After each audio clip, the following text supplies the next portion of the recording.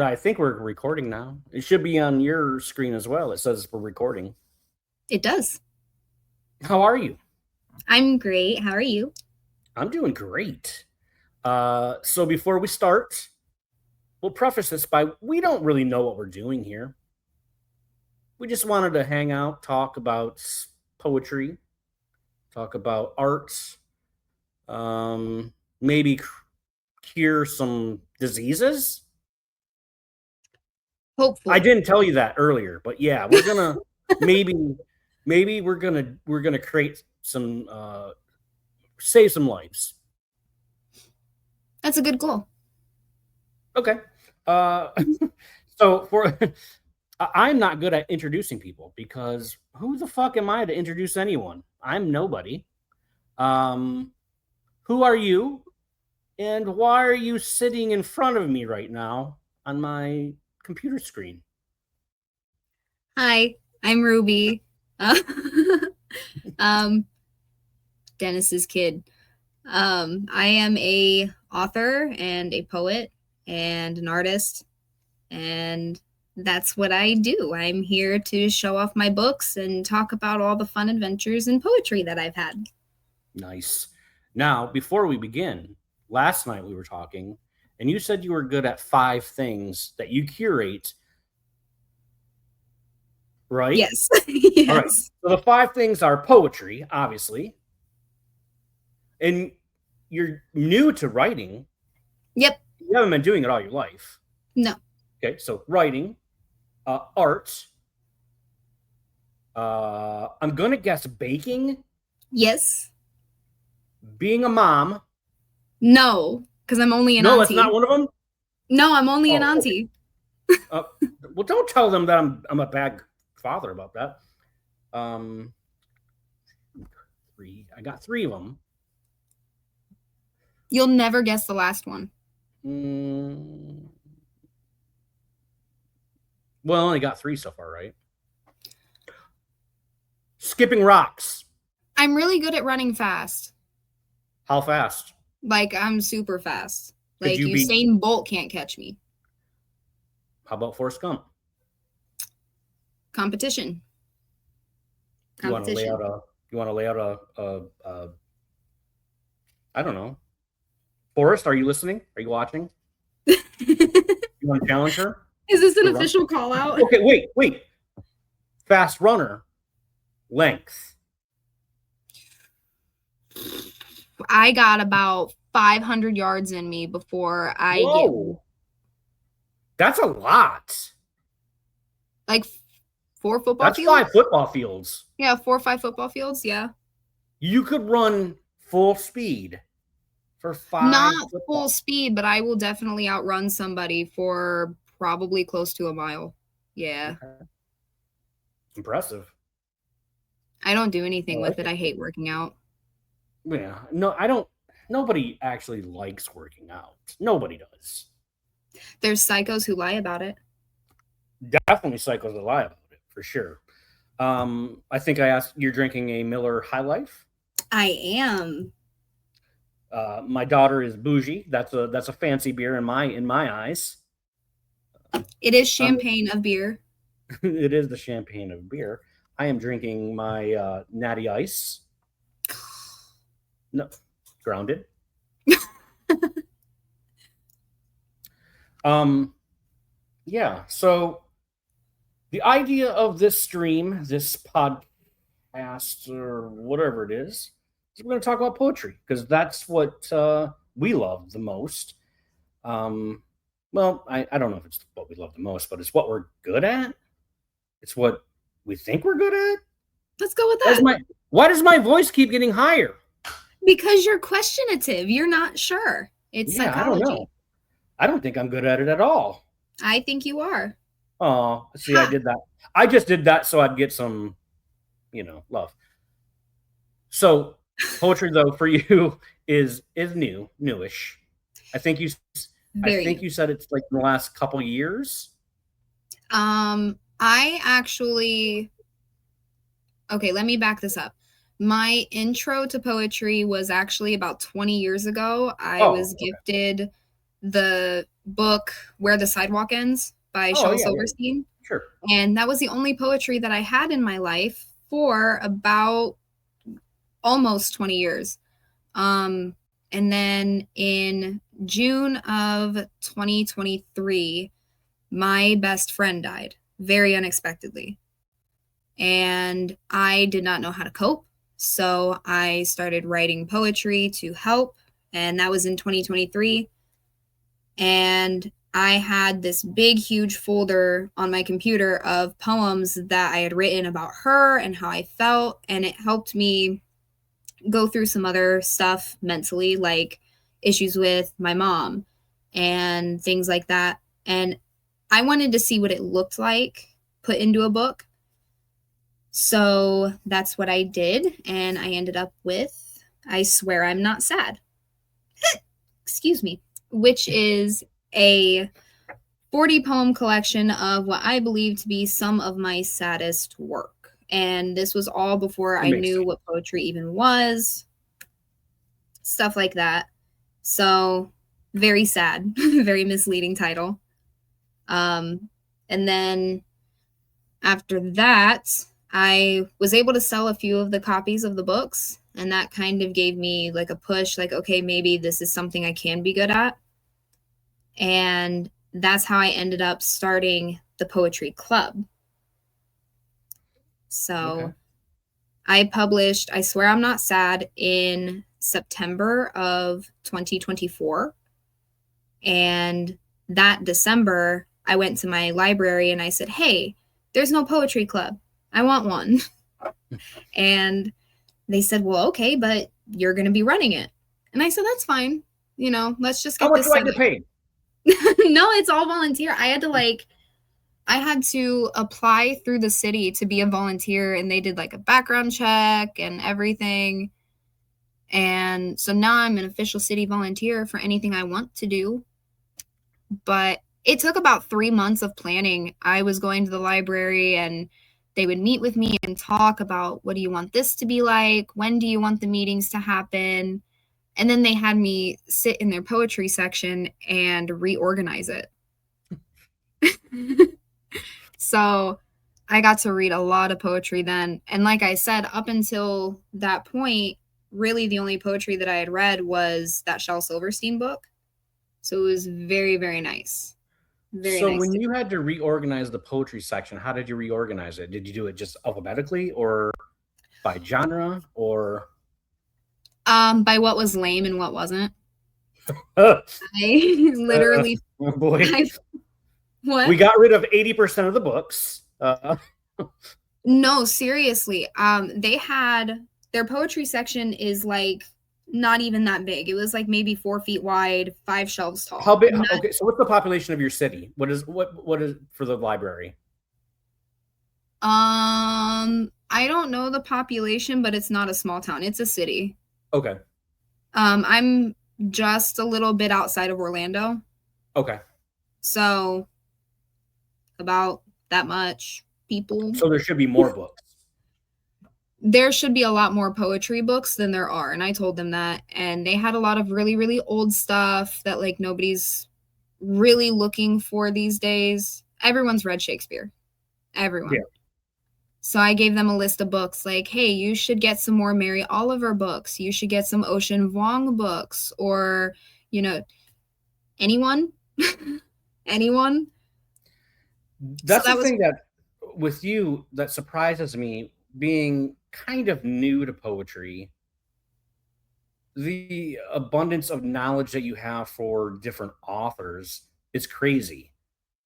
Like I kind of compare it to like being like a baseball fan. If you're new to if you're new to baseball, you're not gonna know many of the players. You're gonna know like the big stars, mhm, obviously, but you're not gonna know like the shortstop that played 10 games. But you have done, I think, the research in the short span of time to find some very obscure, or maybe they're not obscure and I'm just dumb, which is very, very possible. Because my poetry reading goes to certain genres in eras, whereas yours doesn't seem to have like a certain specificness, if that makes sense.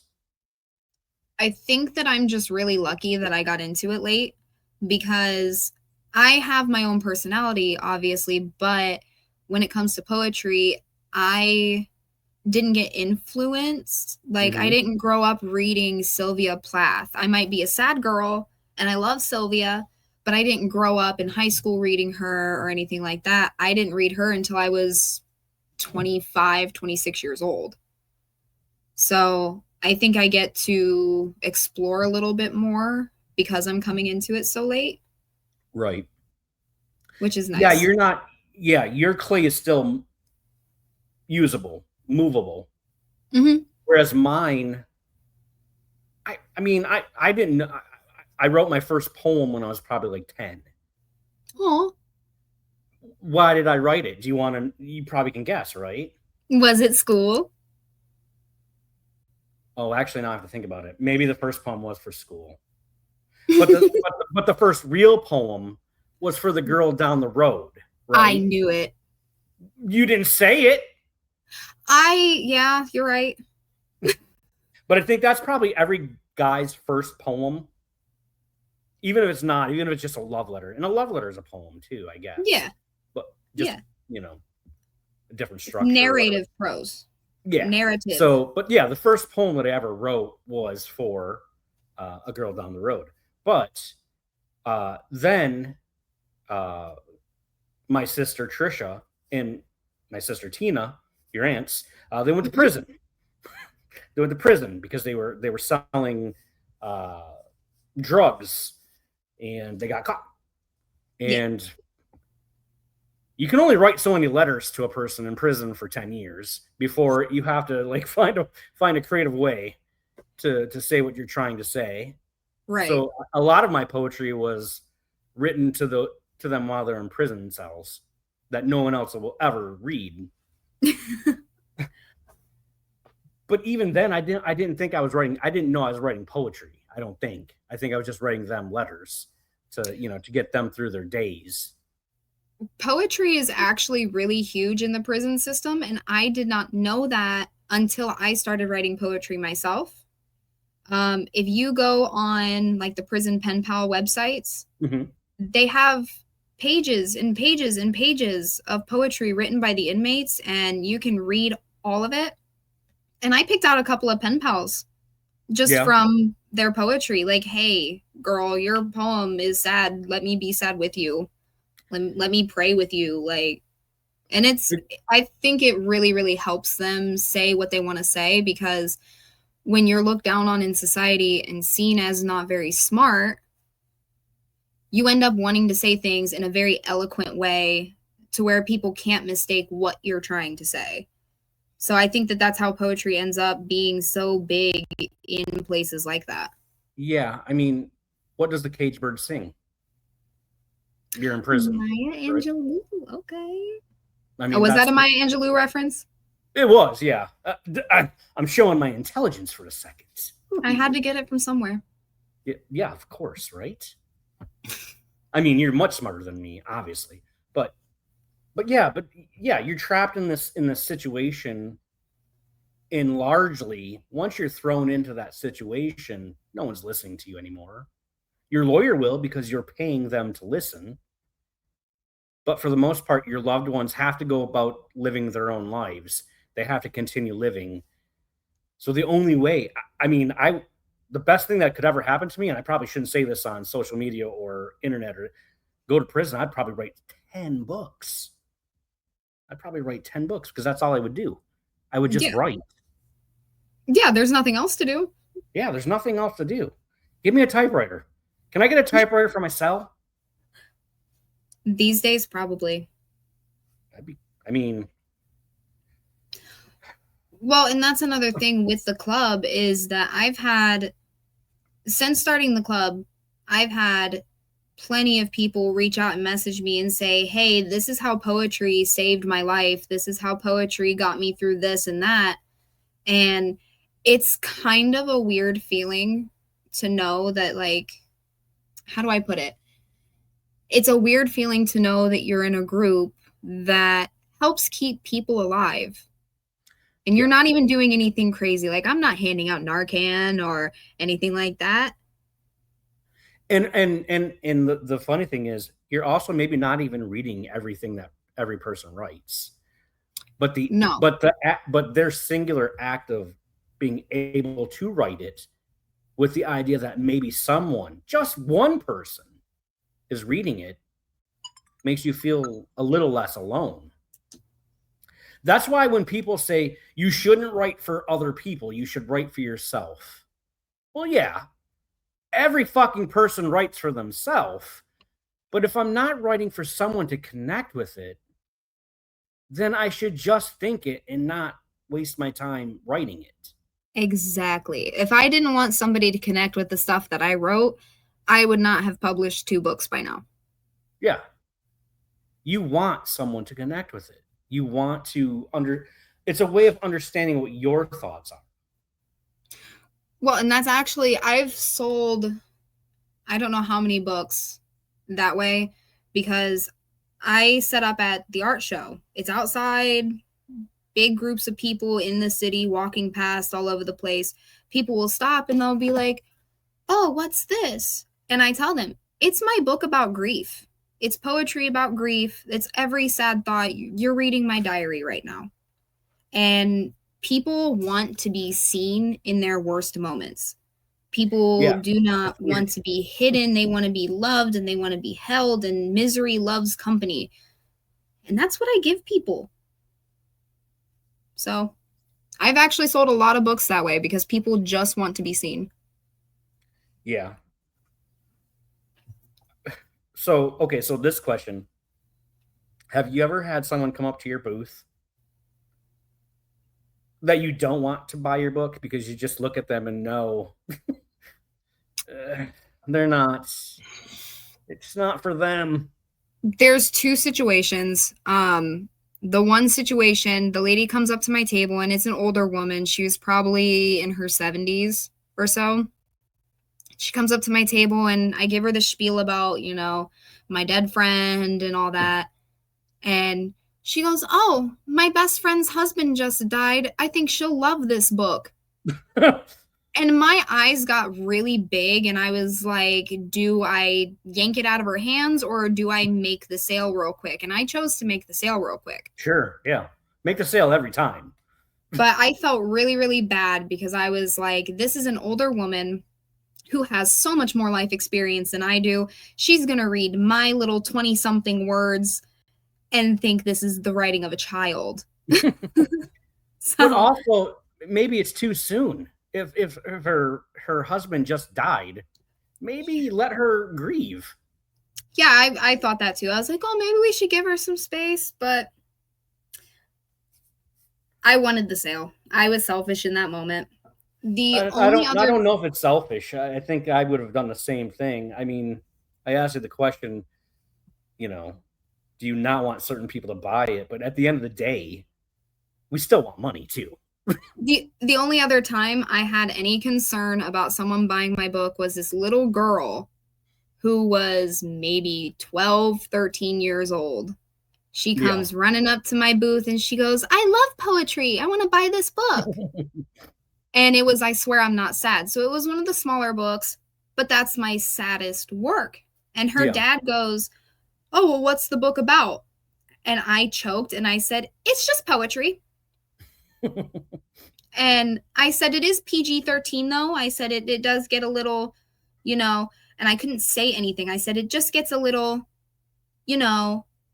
And he said, "Oh, that's okay. She's mature about her reading. She knows, this is that, the other." And I was like, That's the other thing, though. I mean, as a writer, we can't censor what the reader's going to read, right? We have to write what we're writing. We can't worry about who picks the book up. But you have two little sisters here that I'm sitting here writing, and they're like, "What you writing, Dad?" And I'm like, "Nothing." "Yep, Yeah. nothing." But you're writing a lot. You've been writing for like 2 hours. Yeah, it's nothing. Yeah, don't worry about it. It's dumb. It's garbage. Well, like, you know how I don't talk to mom. Um, I have probably 35 to 50 poems written about her that if she ever read those, my ass would be grass. Like, she would want to fight. Do So, you think if she read them, she would know that they were about her? oh, I say the word mom in Oh, okay. them. Okay, so you don't Like, hide. my first, I'll read a poem for you, actually. My first poem that I thought was good enough to end up in anything was this. I don't have a title for it. Mother, you once loved my father's face. You held it close to yours. You brushed his cheeks with your lips. You embraced him with your entire heart. And now you despise my cheeks because they are his. You hate my smile because my teeth are the same shape as his. Did you ever hold me so close? Mother, forgive me for what I couldn't control. And father, you once protected my mother. You kept her close to you. You spent sunny days and rainy nights by her side. But now I hardly recall your voice. Are my eyes really like yours? Do I remind you of mother? Father, forgive me for making you leave. But you had read that one already.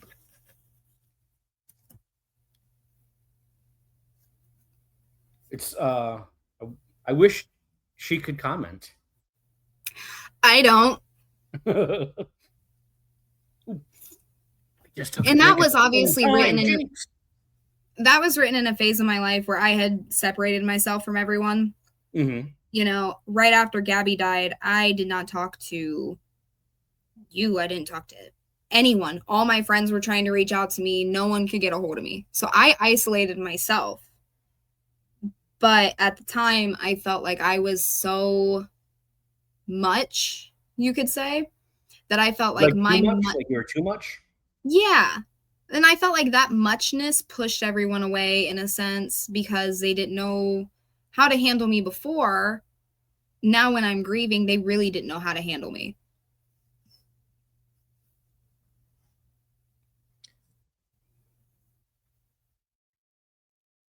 Like when you say you were too much, just like your emotions were too much, Well, or even just before everything?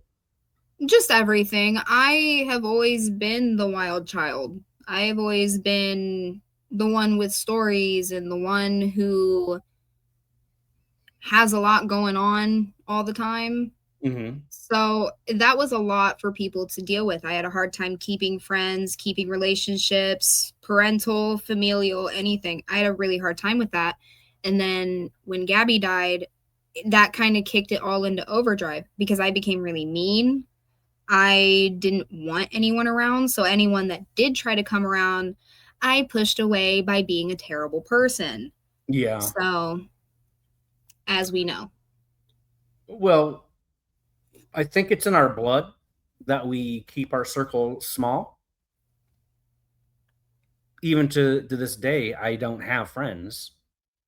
Like I have people I talk to, but at the end of the day, I like when my door is locked and shut and locked and left alone. Like I will post, "Oh, I wish I had like on holidays. Oh, I wish I had a holiday to go to." But I don't really because I know the when moment you show up, you're going to be like, fuck this, I'm leaving. I hate this. Why Yep. am I here? Where's the beer? Well, and speaking of feeling lonely and pushing people away, that is actually how the club got to where it's at now. Which is Because, weird. Let's stop for a second. Let's think about this. You and I are very similar. We want to keep our circle small. uh, We don't want to be around a lot of people, but we want to start clubs with people in them yep. and we want to create community, but we don't want people around us. So I had gone to the library and I told them I want to make the club. They said, okay. That was in December. February was supposed to be my first meeting in person. I didn't have anything virtual set up yet. It was all supposed to be just in my city. And I show up. I had cookies. I had notebooks. I even had prizes. Like I had hard copies of books, poetry books to give to people if they want. I had little tickets and a bucket and everything. Nobody showed up. Nobody, not a single person. I sat in that room for 2 hours by myself, and for half an hour I cried. But I took a picture. Well, now I'm going to beat everybody up in that city. Fine.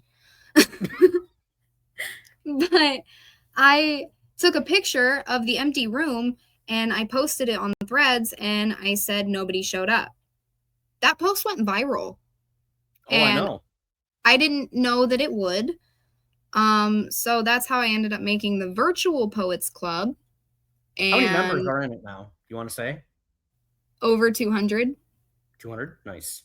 Yeah. And that did not take very long to build up. That only took a few months. But since then, there's over 200 members, and that's 200 people who get the emails every couple of weeks. I send out 2 to 3 emails every single month, prompts, bios, features, all that fun stuff. And then the meetings started happening. So February, nobody showed up. In March, it was super cool because I advertised it more, and there were like 9 people who showed up in person. Nice. And like 15 people virtually.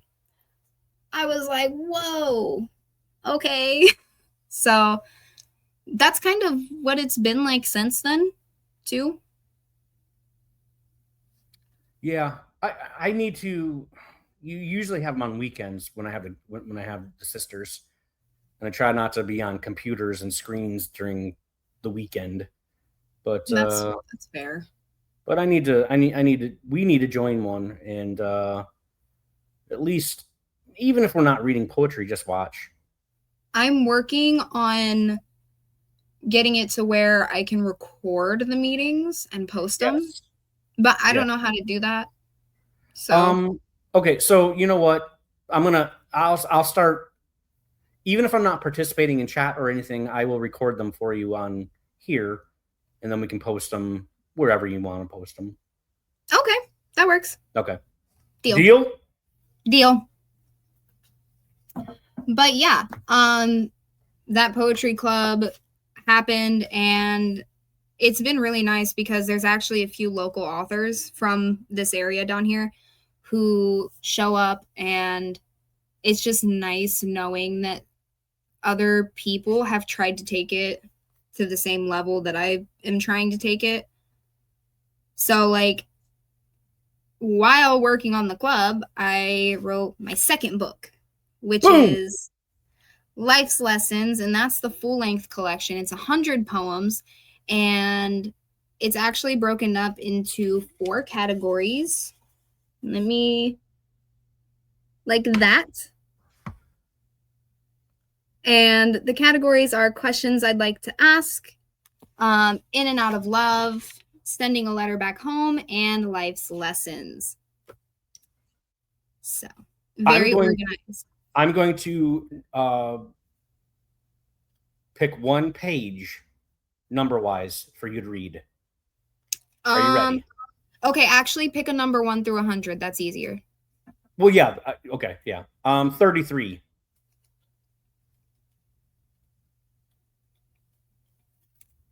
Ooh, good one. Okay.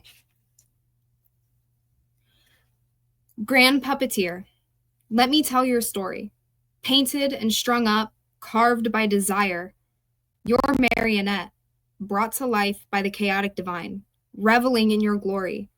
Dangle me gently, let me dance in your hands. Command me with delicate strings. My voice is yours, to your rhythm I sing. Placed back in the box, awaiting another oratory. You're upset with your reading, aren't you? With my what? With your reading of it. I am a really bad reader. So I You don't. got annoyed at the end. I liked it. It was cute. I loved it. So now we're going to do something that I didn't tell you we were going to do. I want you to tell me what that poem is about for the readers. I want you to dissect it in a way that someone who doesn't read poetry would understand. But I will also throw you this caveat.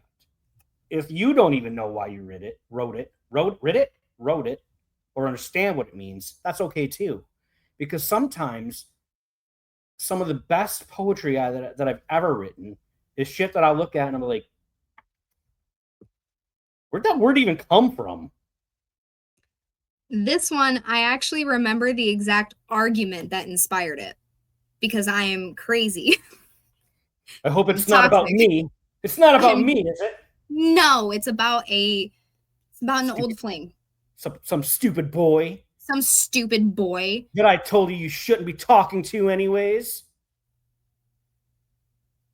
Anyway, so I was arguing with a boy while watching Pinocchio. Oh shit. So Irony. which totally goes hand in hand, I feel like. But the grand puppeteer is obviously the one who controls everything. Mm-hmm. And at the time, because of the argument that I had, I felt like I was not in control of anything in my own life.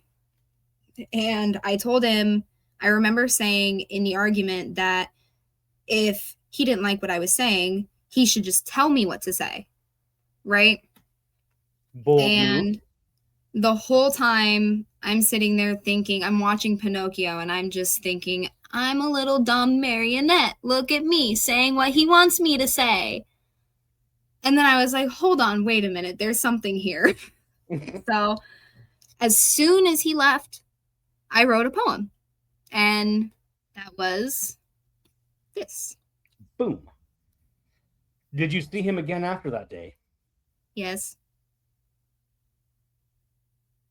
I'm toxic. Well, yeah. That happens in this bloodline. You want to know something crazy? Yeah. I've never seen Pinocchio.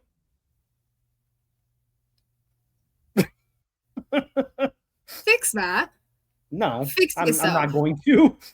I've Okay. never seen like much of pre-2010 Disney. I have never seen Star Wars.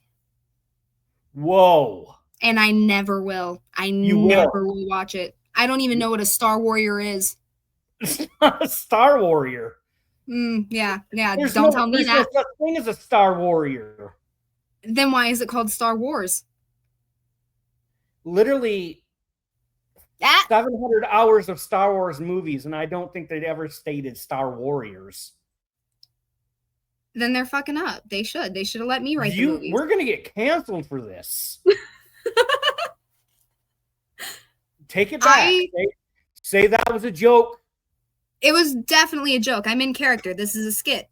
Yeah, it's a skit. We love Star Wars. I've seen every Star Warrior. Damn it!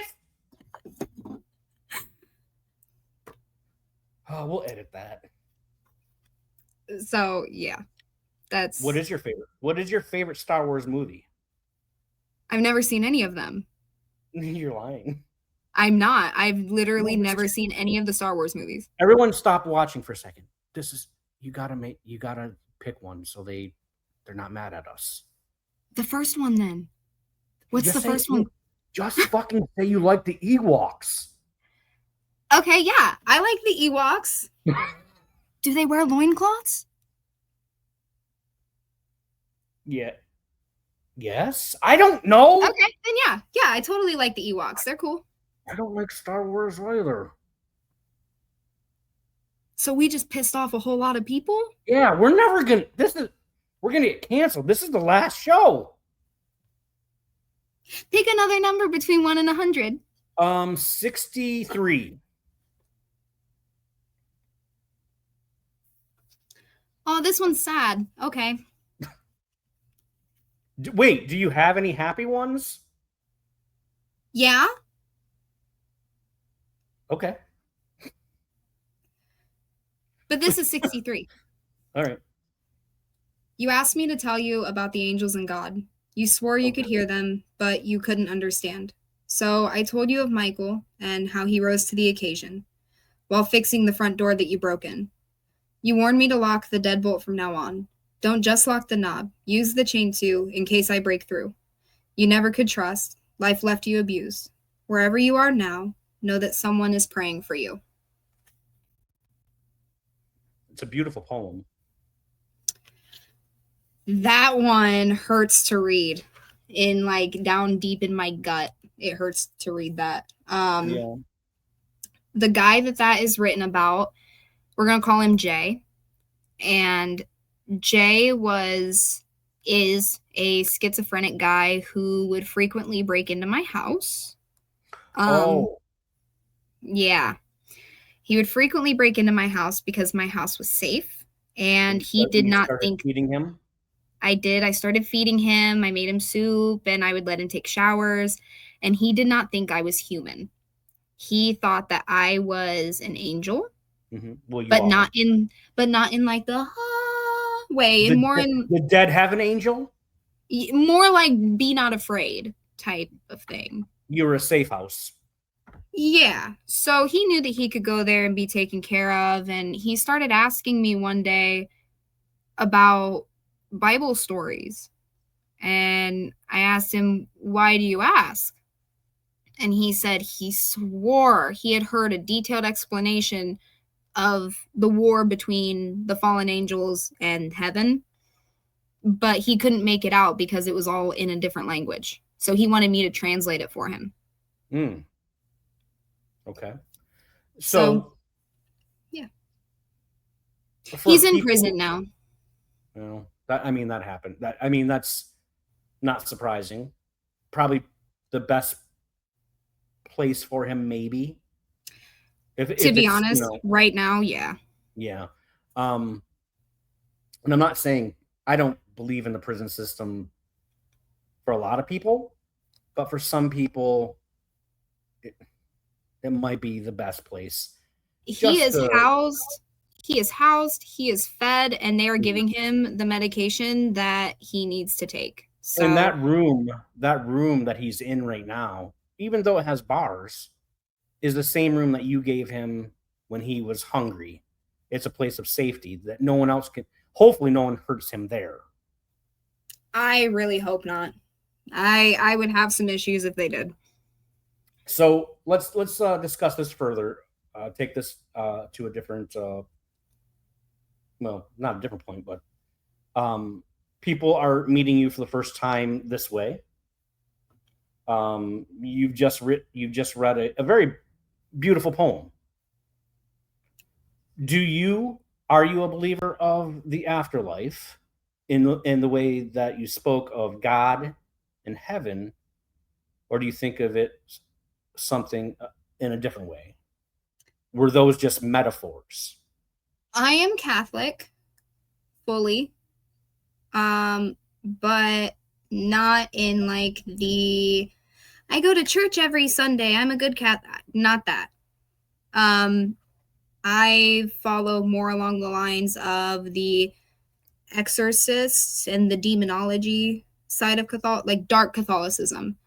Um, like I I believe that there is an afterlife, but I don't think that we would experience it in the way that it's necessarily described. Because of my heritage and my culture, I also believe that in otherworld.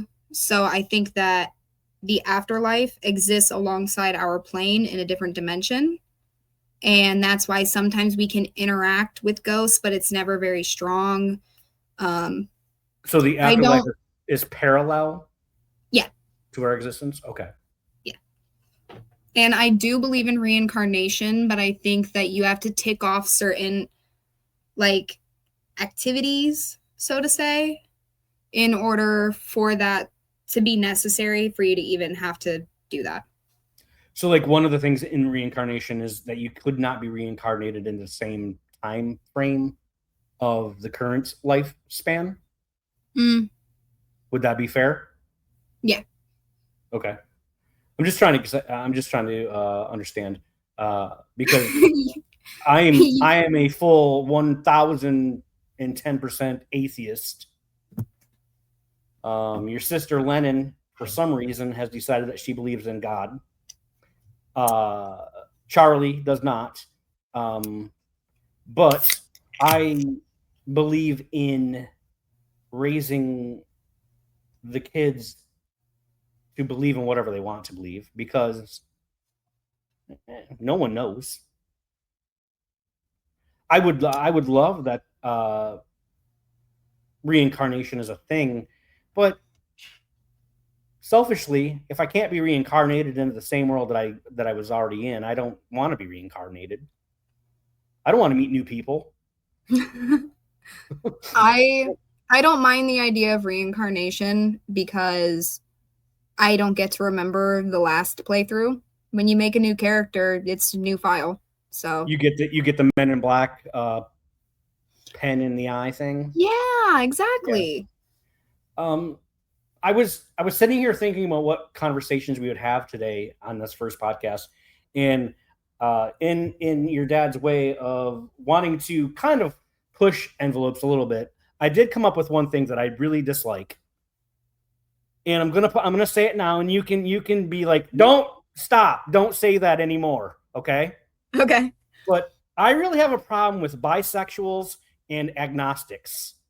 Make a fucking decision. You know what? I am 35% gay, which makes me bisexual. Mhm. And let me tell you something, boobs are nice. Well, yeah, I agree. I agree. I'll also tell you this: dicks are gross. So just be gay, be a lesbian. I want all my daughters just to be lesbians and stay away from all men. Is that okay to say? Be careful what you wish for. No, I'm not. I'm fine because guys are horrible. I know I'm horrible. We're never giving you grandchildren. That's okay. The bloodline should stop anyways. Be nice. No, I'm just kidding. I was trying to think of the most controversial thing I could say today. Yesterday, I posted that instead of burning witches, we should burn churches, and everyone got mad at me about that. I wonder why. You know, there's a They, really famous group who burns churches. I mean, what's that? Say that again. I said there's a really famous group who burns churches. Yeah. Yeah, I Are you don't think trying you to want to. imply something? No. What kind of funny hat you got? I don't have hats because I love my long hair and it thins out the hair. And I'm gonna. Lennon already said that I have a bald spot there. Don't I believe don't. her. I Don't believe don't. her. She's a No. liar. She's mean. She's trying to gaslight you. Oh, yeah. But yeah, so I was just trying to say some controversial things. What controversial things would you say?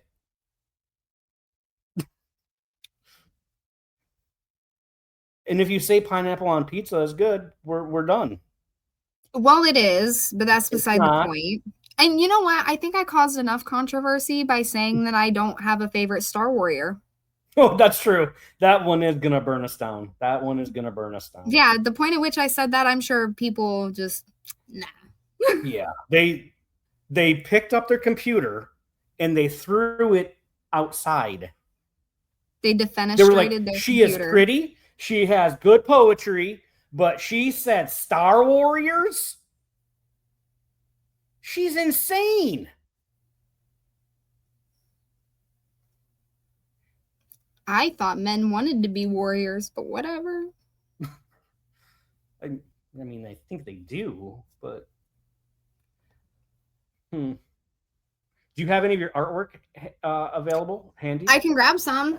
Yeah, you should because I wanted you to show off that too.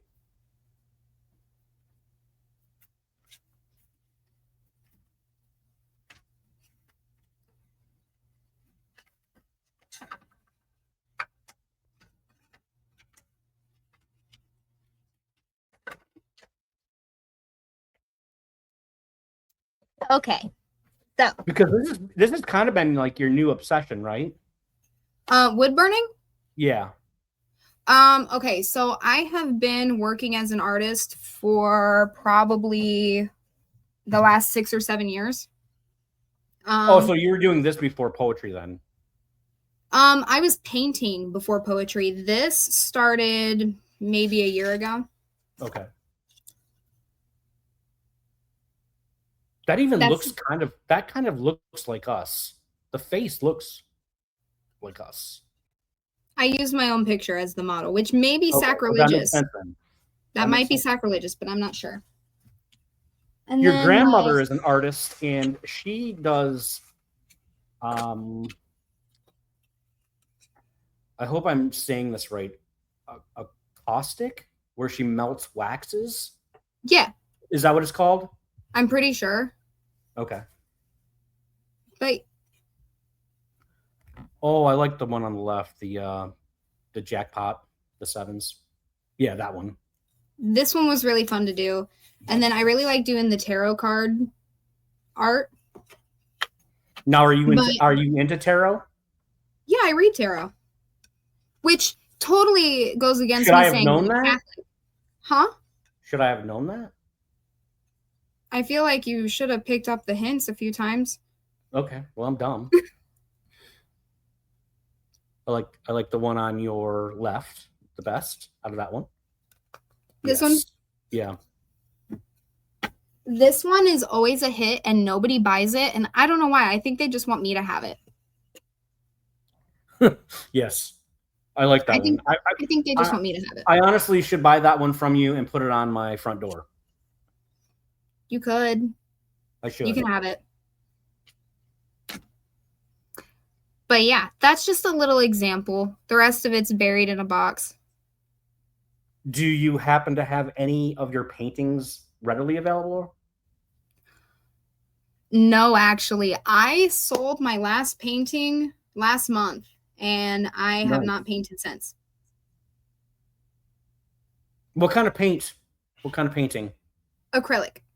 Acrylic, okay. Yep. And I That's usually the one do thing, like, go ahead, I'm sorry. Oh, you're okay. I usually do paintings of like religious stories or like various mythical creatures from different lore. Hold on, I think I have pictures. So these are not the paintings, these are pictures of the painting. Like I did one of Saint Michael. Okay. Beating up Lucifer. That's awesome.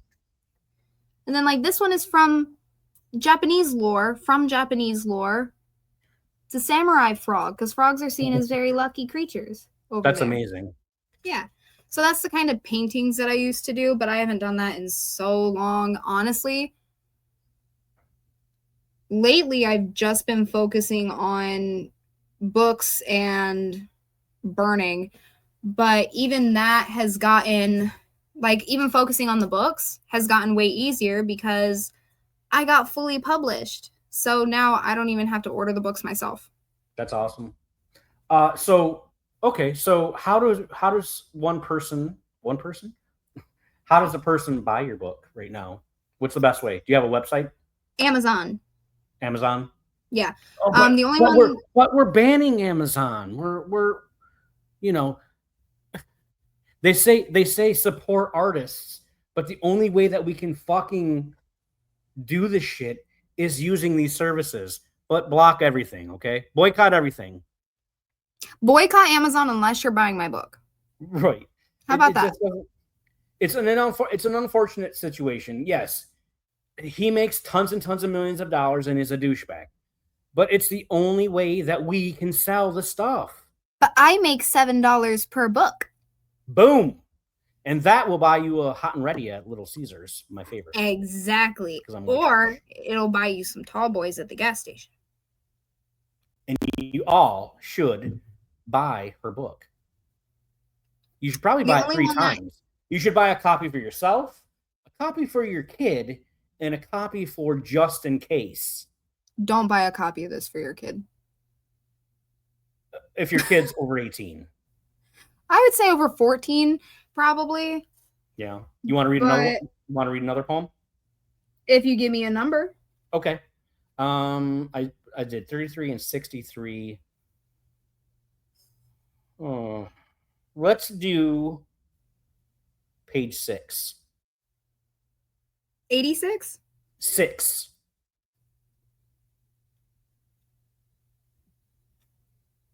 And then I have a question for you after this. Okay. This one is very short and it is about my mom. Okay. It's been so long since I heard your voice. Imagine never hearing nails on a chalkboard again. If you could do it all over, would you make the same choice? Wow. Imagine. Imagine So never hearing nails on a chalkboard again. yeah. So with this book, what is the process for you? What is your writing process? And then there's a second part of that. Once you're done with the writing of the book, how do you decide the placement of each poem? Is it in the way that you wrote it, the sequence, or is it just random? So I am really big on charts. So, like for life's lessons, I knew that I wanted to write 100 poems. That was your And goal, so, 100 poems? huh? That was your goal, 100? Yeah. At So, any time, did you feel that you were pushing poems just to get to that total? yeah, a couple of times. Okay, And so wait a second. I want to play the I want to because it's in my head right now. Is there one poem that you wish you wasn't in the book? all of the garbage poems that made me feel like they weren't that good didn't make it in for the most part. To write 100 poems, I probably wrote 250. Mm-hmm. But one that I'm not so fond of, I don't remember which section it's in actually. I think I put it in the wrong section because I hated it. Okay. Uh, the creation of this book, did you have any help, or did you do No. everything by yourself? That You that's did hard have a to few say. people read it and give you and feedback, right? Like Um I failed as your father, and I didn't do that. I told you I would, and I didn't. um you didn't fail. I You did fail. supported me the whole time, which was No, I nice. failed. I failed. I'm Um transparent. I'm real. I suck. so it's hard to say that I didn't have help because I didn't have help with any of the writing, right? Right. Yeah, yeah, yeah. Um I Yeah, I'm not do saying like you have had AI help you or anything like that. I mean like I was readers going to that say I do have a friend who teaches like high school. And so I would message him and be like, "Hey, am I using too many commas?" Or like, "Hey, how would I word this to make it not sound stupid?" or something like Mhm. that. Um, and that was nice. And then, so I wrote all of them and I basically put them all into a big Word document with no rhyme or reason. And then I was like, okay, let me read through all of them. And I would put them in categories. Like, okay, this one's about love. This one's about not being in love. This one's about my mom. This one's about Gabby being dead. And I was able to That was break. after the initial writing. Like you didn't do that while you're Yeah, writing. You just yeah, it wrote. was after. Okay. Um, I got probably 40 or 50 poems in before I started doing that in the first place. Okay. Um, and I thought to myself, okay, how many categories do I want to have? And I said 4 would be good. You know, maybe I'll be able to break them up into close to 25 each. And that's kind of what happened. Okay. There's like 20 or 15 in one category, and then so on and so forth. I'm bad at math. But then after the fact, the publisher that I go through, they have you upload your book and create it, and you can get private prints yourself anytime. Right. But I opted for global distribution. So my book had to get approved and it had to get a copyright page added and all that stuff. And they helped me with all that. They were super duper helpful. But I guess I did it by myself. I guess.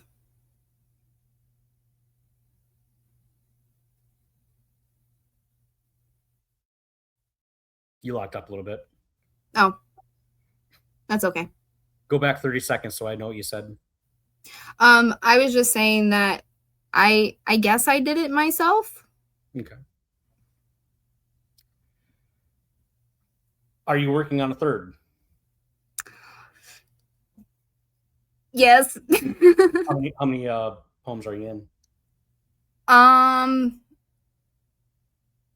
Let me look. Because it should be numbered just like all my other books are. And I guess I wonder, do you write handwritten first and then apply them to the computer, or do you write on your phone? Do you write voice notes? I have 22 poems in the next book already. Okay. It depends on my mood. Because I have ADHD, like pretty bad. So I have a notebook. Thanks. I have a notebook under the bed for anytime I get like a late night idea or if I'm being sad and Wake laying up in in the bed. middle of the night. Yeah, that kind of thing. My notes app is always full. And then I have a recording app on my phone, like just a voice recording app, and you can record for like half an hour. Nice. And that thing is full. Nice. Well, that's awesome. What about you? You mostly write on paper first, don't you? No, I'm the same way. Like I have notes on my phone. My phone is a piece of shit, so half the time it doesn't work, and I'm typing words and it doesn't say it. The words don't show up for like 3 minutes, and I'm like, then I get focused on show the words, and then I forget. I lose my flow, and then I'll do a lot of writing here on my laptop, and then I have voice notes, and honestly, I suffer with insomnia really badly. And a lot of nights I'll just sit, well, I'll lay in bed and I'll just write story after story after story in my head that I never write down. There's so many poems that I've written in my head that I've never actually applied to any medium. I'm hoping one day some genius creates like this tool to stick to your brain and just suck out all of your memories. There's like so many good poems in there. It sounds painful, but I think it's probably worth it. But yeah, no, I honestly don't write a lot in paper anymore because my handwriting is getting so bad. Oh, my As I handwriting's get awful. as I Again, get thank you. older, I as hey, I can't help Hey. it. What? But I'll write down like poems that I think are good, and then I'll go back and read them. I'm like, I can't read my own goddamn handwriting.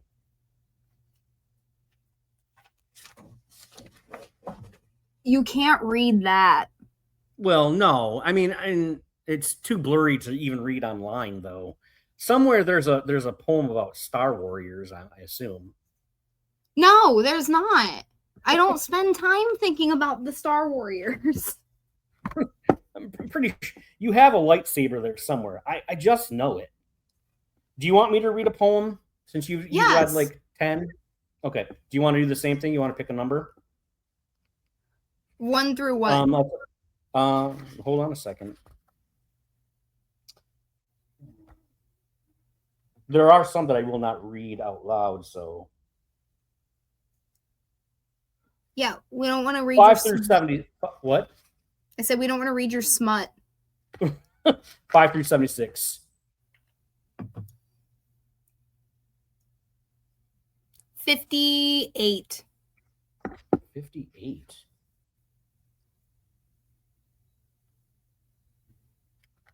All right. Holy shit, the typeset on this is so small.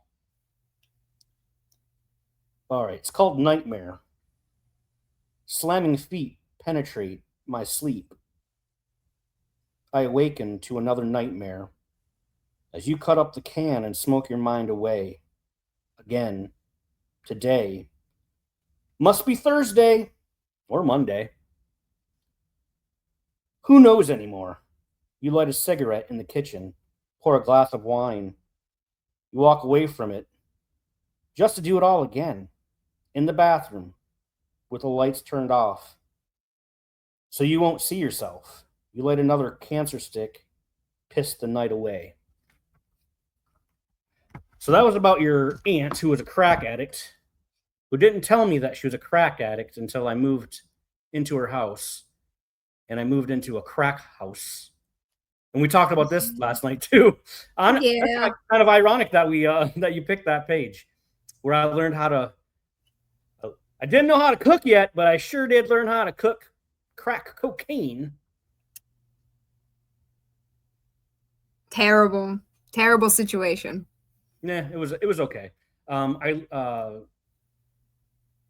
it actually was a terrible situation. Yeah, I was gonna say that I think anyone would call that a terrible situation. You're just coping with trauma. I've coped with it. I mean, writing is my cope. I'm fine. I'm good with it. She's still a fucking piece of shit loser living in Florida. Well, we can't get into politics, but they got so deep into their crack cocaine addiction that I would come home from work and there would be drug dealers in my room, fucking prostitutes, and taking shit out of the house. Like we had a pool table that they just took. And one night, the crescendo of the whole thing, they stopped. They wouldn't pay their crack dealer at the time, and he took a big fat fucking shit on the front porch. And my grandmother came over and stepped in it. She didn't see it, and she stepped in it, and she walked in the house, and she said, I think I stepped in dog shit. And I was like, no, that wasn't dog shit. But you know what? Some people would say that's traumatic. But you know what? It showed me a world that I didn't know existed. Yeah, it wasn't fun. I had a gun held up to my head several times because I have a big mouth and I don't care sometimes. I'm not afraid to die sometimes, usually when I'm intoxicated sometimes. But well, that's the thing. That other world should be inspiring at least a couple of poems. No? Oh, most of this book. Most of this book is inspiring. I don't know if it's in this book or not, but I have a few poems about my bad child days. But there's one of them that's really fun. Okay, this is about that time I went on that high-speed chase and got away. And you're saying it's a fun one. It is. The high-speed chase was very fun. I don't endorse it. But if it ever happens to you, it will probably be one of the most fun things you ever do. Kids, are you listening? Foot on the gas, 110 on the dash. Just a quick glint of silver and we're gone in a flash. Speaking of flash, are those lights for us? Only if we aren't fast enough. Two wicked kids grinning and a raucous of laughter. Plenty onlookers watching. They never caught up. The man should have gone faster. A few moments later, badged into our gate. I can't believe we got away. They won. I won. You won. Me, I won. Yeah, you're a winner. I only sire winners. So that story came about because I was late to a janitorial job. You know? Yeah. And I had to get up to an oil refinery by a certain time. I was not going to make it. It was like an hour drive, and I needed to make that drive in about 30 minutes. And you did. And I sure did. Sure did. We did. We work hard, and we never miss work. Sure. Exactly. We may run people off the road. I didn't run No, anyone okay. off the road. It was so Well, funny because as I'm going down the highway, I see a state weenie up ahead, and I was I like, don't know if we can say that. That's going to get us canceled too. I didn't call him a dick. But I looked and I was like, he's not gonna pull out and get me. No way. I was doing 110. And I don't know why I thought, he's not gonna come and get me. I'm going so fast, he's gonna be like, not even worth it. I can't get her. He thought it was worth it. She's good. And I go past. She's driving straight. He pulls out. Cars started blocking him, going in front of him. She's not in the Dukes of Hazzard Challenger car. No, I was in a Jeep. It's Grand fine. Cherokee Laredo. Beautiful the best car. line in that poem, though, is, "Are those lights for us?" Because that's what I said. When we saw the lights flashing, I saw him in the rear view, and I was like, is that for us? Do you think that's for us? So when I was 16, I didn't have my license yet. And I don't know if I've told you this story or not. I've written about it before. But there was this girl it's always the girl down the road. Always. First poetry poem, first car wreck, first whatever. But it was the girl down the road. Her name was Amy. I even remember her name to this day. She probably doesn't remember. Well, maybe she does because she's probably walking a little crooked. But the first car accident I ever was in is I was trying to impress her and her little brother and my two brothers. Okay. And we're driving and I had a Buick Century. I don't know if you know what a Buick Century is, but I don't think they make them anymore. But it was a gray Buick Century that your grandfather traded for 2 cases of beer because it didn't have something was wrong with it and he could fix anything. So he said, "I'll give you 2 cases of beer for this car." And the guy said, "Yeah." And so I took it for a spin, picked Amy and her brother up and my brothers. And I was driving, and we hit about 100 miles an hour on back roads, and the tie rod on the steering wheel broke. And I don't know if you know about cars, but the tie rod is very important. It steers the car. Yeah. And so the car decided, I'm Kit now, and this is Knight Rider, and turbo boosts don't work. So we rolled the car. The car rolled probably the ambulance, and the cops estimated 8 to 10 times it rolled, and we landed on the top end, and they were pulling people out. Well, Amy and her brother, they flew out of the car. Somehow they flew out of the side of the car without busting any windows. They just laid flat like pieces of bacon on the ground. I was upside down. My foot was busted open, bleeding, and Guns N' Roses' "Welcome to the Jungle" was playing on the radio as they're trying to pull me out. And I was like, I got to turn this radio off. It's too fucking loud. Can you listen to that song to this day? Yeah.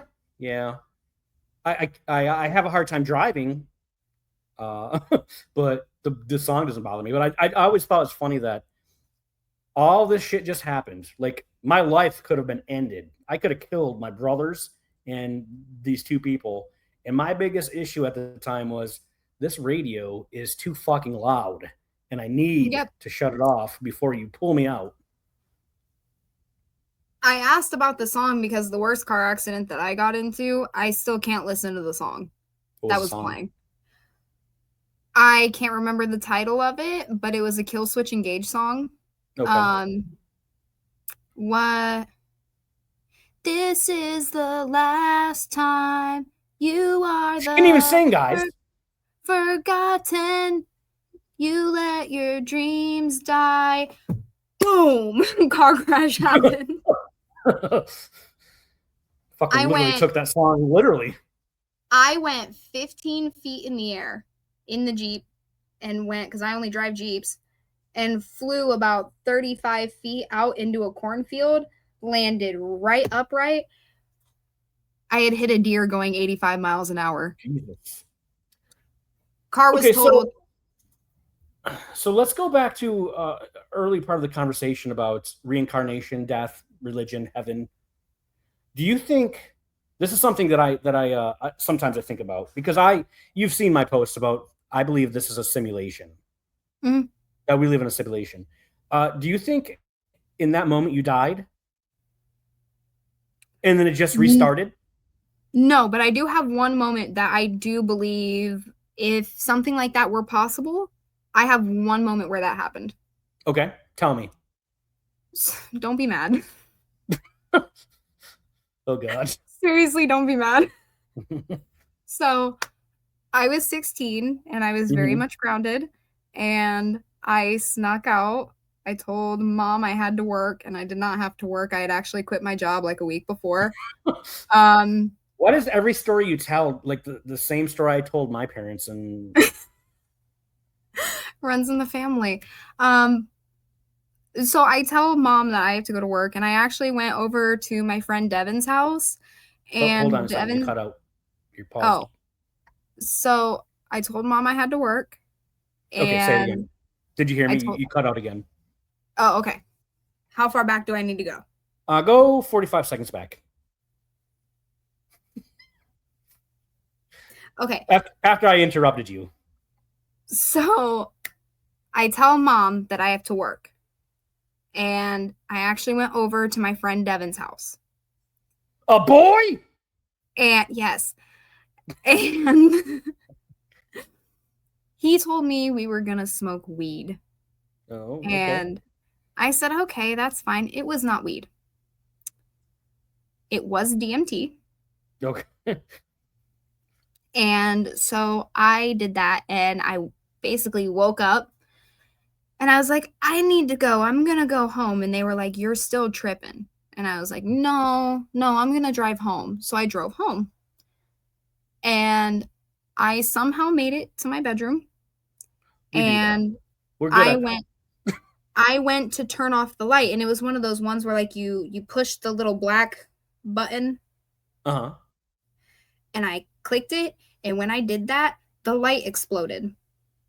Like literally for Like real? literally. Like it So you had so much um chemical inside of you that you blew up the light.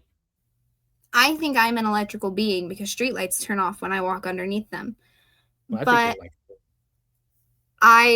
I think that in that moment I think I died. And when I woke up the next day, nothing ever felt real again. And to this day, I think back to that moment sometimes and I'm like, yeah, I died. yeah. I think you did too. And I'm just But in now I purgatory. want you to write a poem about that. Gosh. Okay. Not right I can now. do that. Not right now. No, I could do that. I will have a poem on your desk Monday morning. Nice. Sounds professional. I am professional. You are. You're a professional. Anything else you want to share before we end this little podcast? We're gonna do this again. Did you enjoy this? We are going to do this again. We really should. Let me look at Don't the box me. calendar and I will tell you what's going on. So, 1, 2, 3, 4. July 27th at 2 p.m. Eastern Standard Time, Uh-huh. Virtual Poets Club will be having a meeting. Nice. So, if anyone wants to join that, they should get at me and Yeah. I will make sure that In they a can nice go. way. Get at her in a nice way, you jerks. Be mean, I dare you. She will punch you in the throat. Probably. But if And anyone I wants will to also record it. World Star.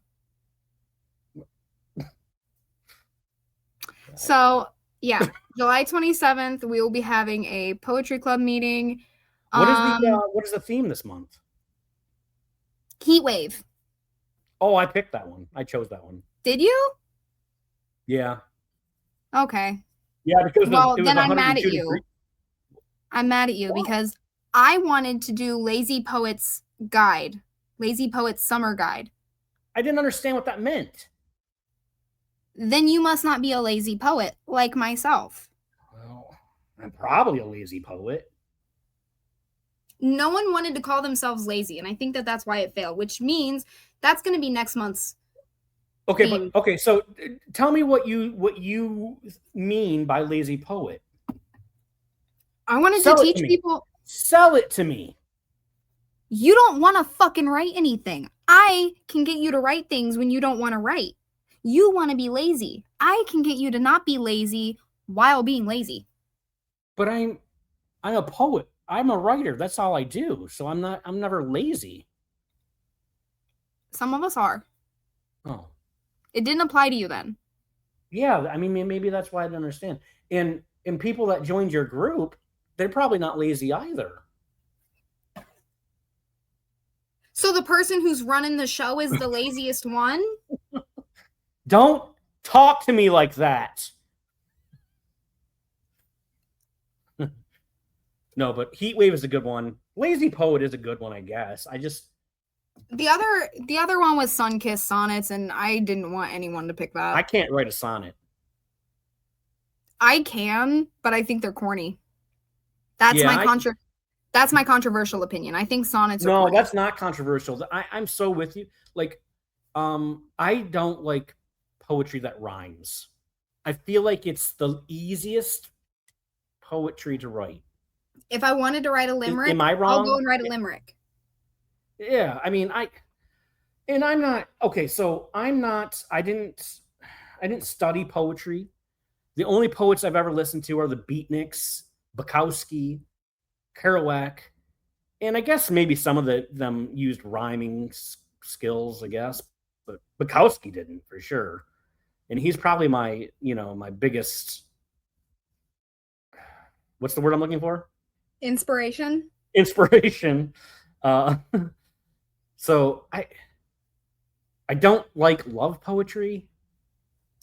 I'm so bad at love poetry. I'm so bad Me at too, it. and I think maybe that's why I don't like it. I could be fully in love, and I could be like, I love this person so much I would die for them, and I can't write a single word about it. Yeah, our poetry comes from a darker place. Much. Our poetry comes from the caged bird. Unfortunately. Which my library had. I was so excited about. Do most libraries not have it? I don't know. Is that a banned book? I don't know what's banned anymore. I don't know if it's banned at this point. It probably will be soon. I mean, they're banning everything. Yeah. You know what you should do? You should take 5 copies of your book and put it in that library. Even my book's already in the library. Like like legally. No, it's legally in there. Yeah. Yeah. Nice. I'm proud of you. The only other exciting thing I think I could talk about is the fact that on July 23rd, I think it is, your girl's getting published by Harvard. Nice. Yeah. One of my poems is going to be in universities, clubs are student ran, but they have like a staff advisor. So this is a club within Harvard who produces a magazine for all of the students to read, and everyone apparently reads it. I've tried to talk to people and ask around about it, and they said this is the coolest thing. So one of my poems. What is the name of the magazine? What do you know? What is the name of the magazine? The Agora. Oh, okay. Yeah, I think I've heard of that. Even if I haven't, I'm going to pretend that I have. Yeah, you totally have. Yeah, for sure. Yeah. So can you talk about how you got it in there? Were they asking for submissions? Yeah. Or did they reach out to you?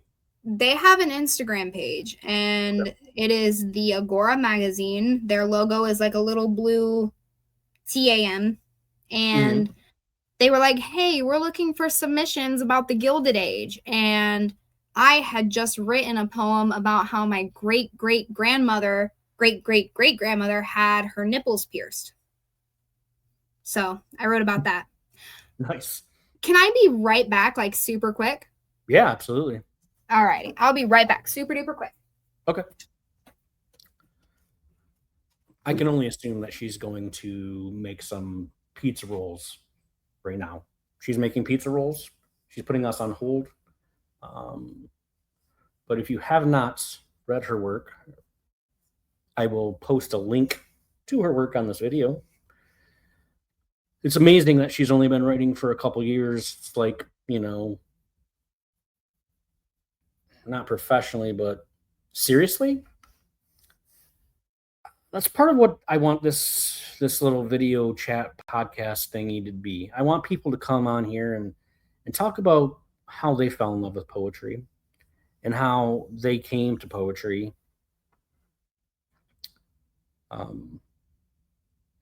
But yeah, so if you guys want to join us for any of these conversations, she would love it too.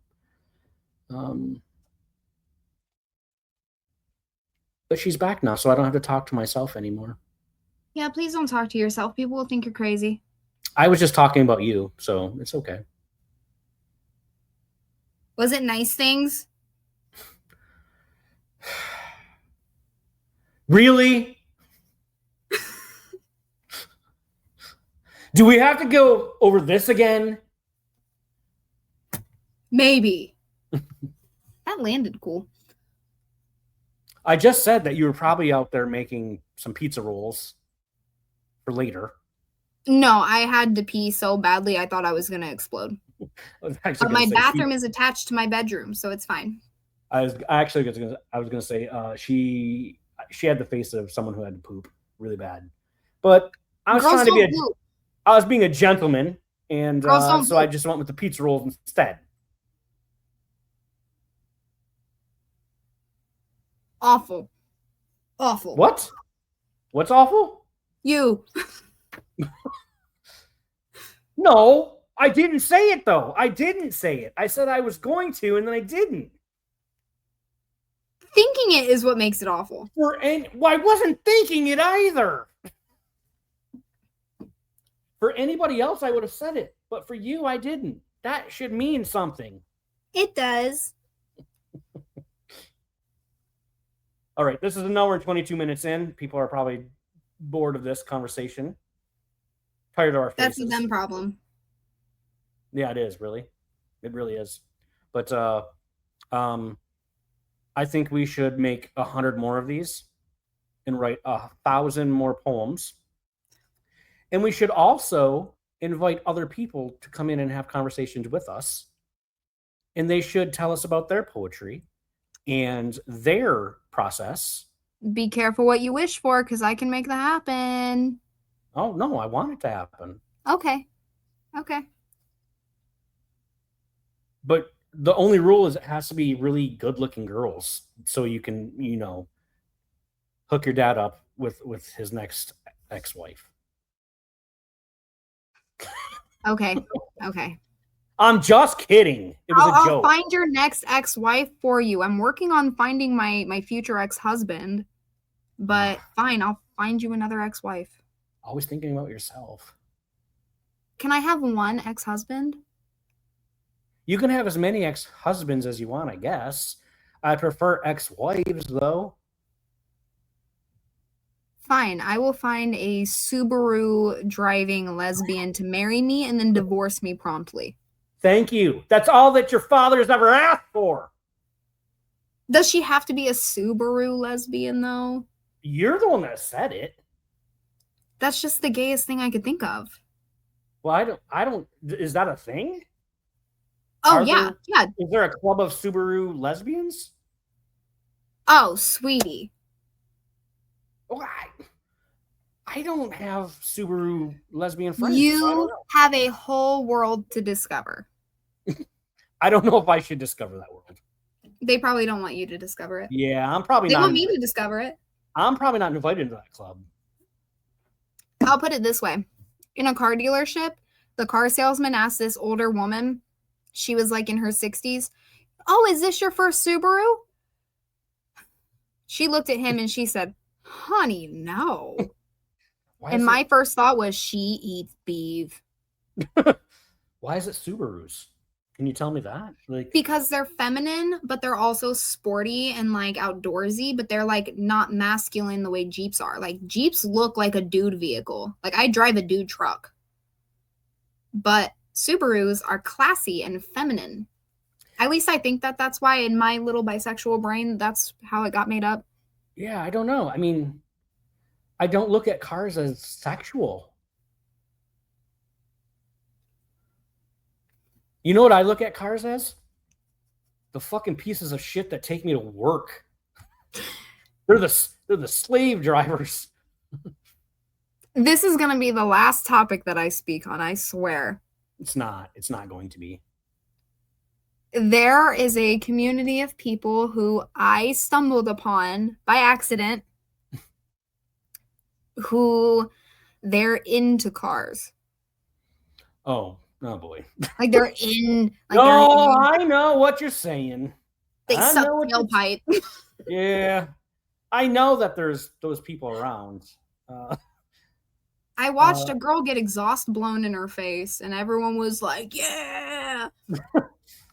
Yeah, I mean that's better than a golden shower, I would imagine. On that note,